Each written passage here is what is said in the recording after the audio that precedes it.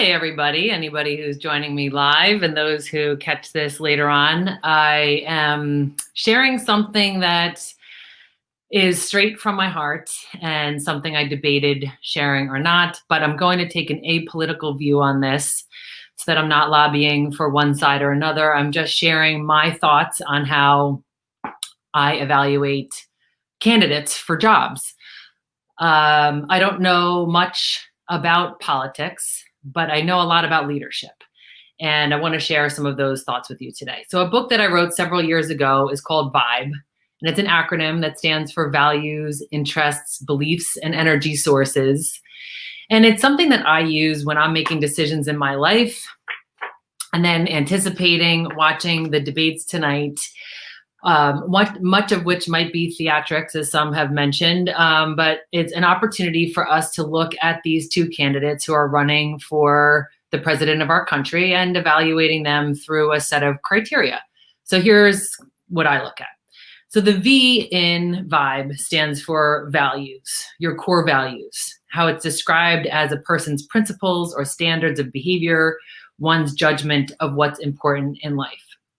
And so for all of us, to think about what are our core values and what have we recognized are the values of the two candidates, both espoused and through their behavior. What are we recognizing are the priorities of these individuals? And here's a quote from V.I.B.E that I think is really helpful here, which is, our problem is not to find better values, but to be faithful to the ones that we profess. John Gardner. So how can we be faithful to the values that we profess and make decisions accordingly? And a way for us to think about our core values is to ask ourselves, what's something that drives me nuts? Like, what is something that I cannot stand? And then to try to peel it back to say, what is the core value that is in conflict when something like that happens? So when I do this with groups of people, and sometimes it's hundreds of people in a big ballroom, we very often use a polling technology, and I'll ask people to put in one word, what are your core values? Or what are your top core values?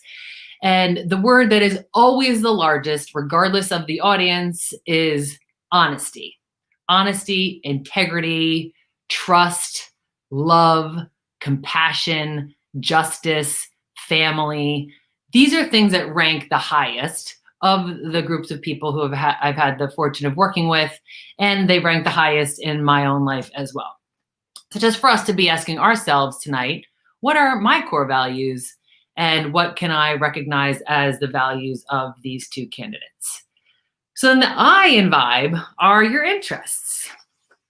What are your interests? And here it's described as a state of curiosity or concern about something or attention to something.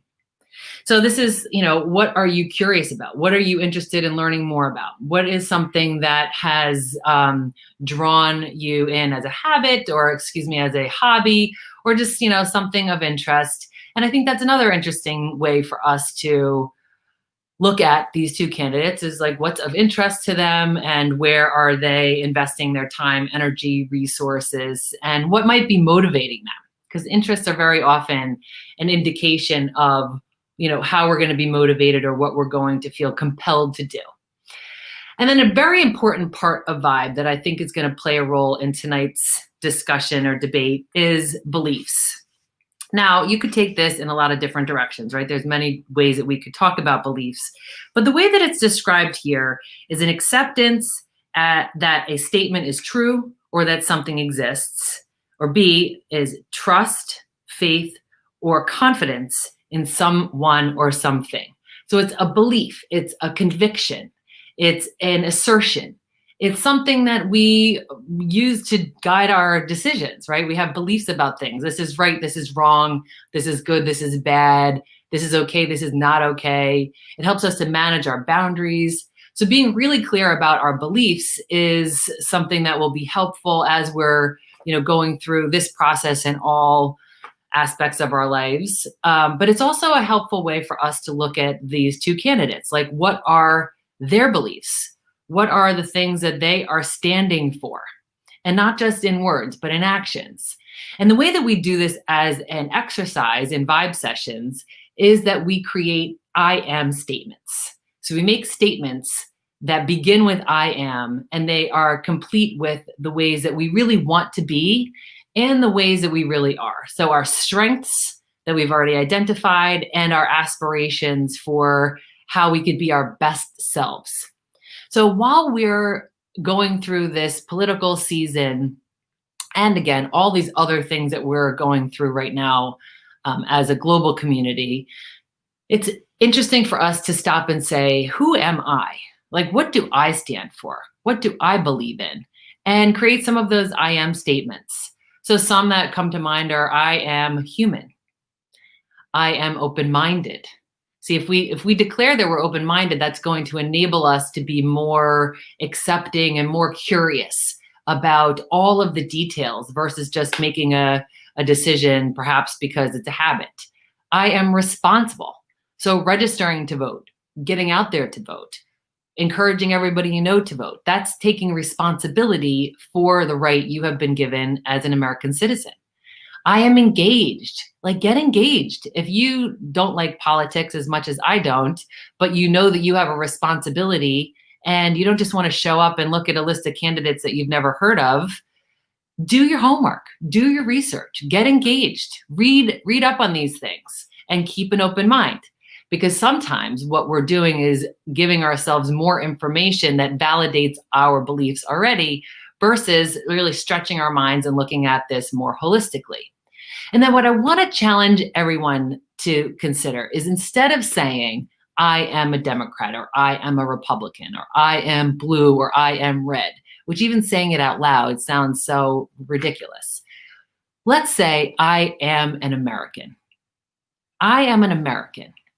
And if we take that belief to heart and we say, as an American, here's what I think is what's best for our country, not my country, our country, I think that's going to help us to make the best decision.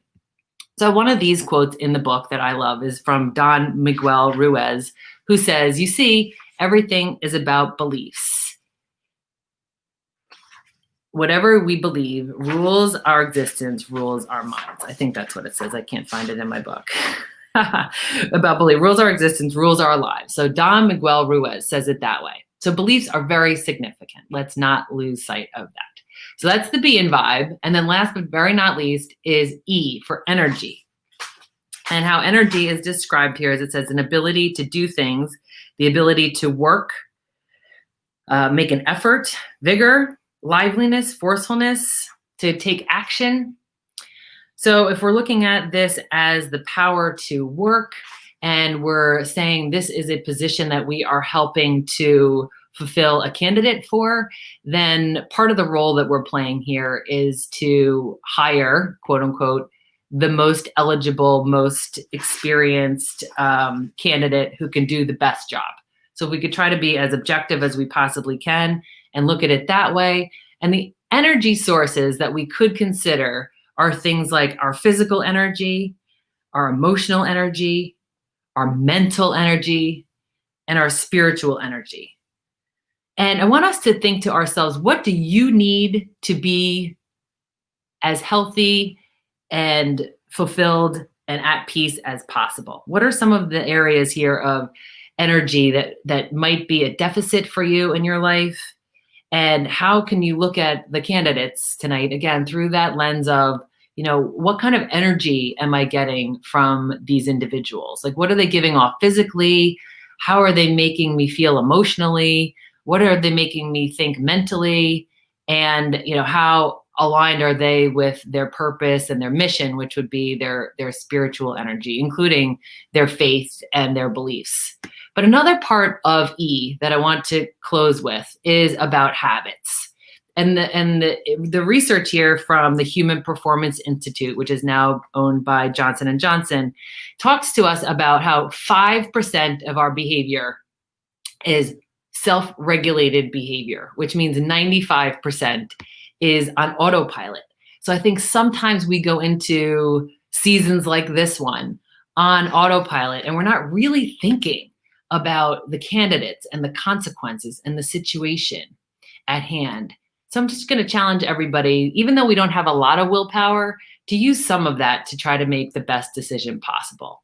Because authenticity matters. Being real matters. And part of what we could use to help evaluate fact from fiction or reality from smoke screens and mirrors is to look at things through the lens of V.I.B.E, both for presidential candidates and for yourself. Live with authenticity, be honest, be truthful, and stay true to your values.